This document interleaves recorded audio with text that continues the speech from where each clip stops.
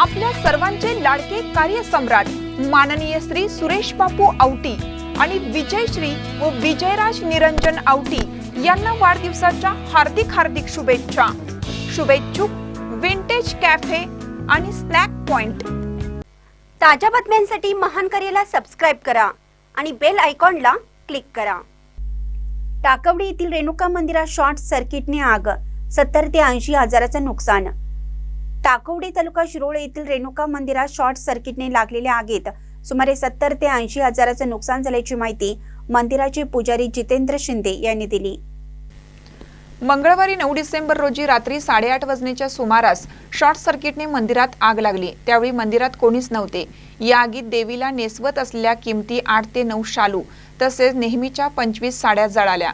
तसेच CCTV display, amplifier, DVR असे एकूण 70 ते 80 हजाराचे नुकसान झाले आहे।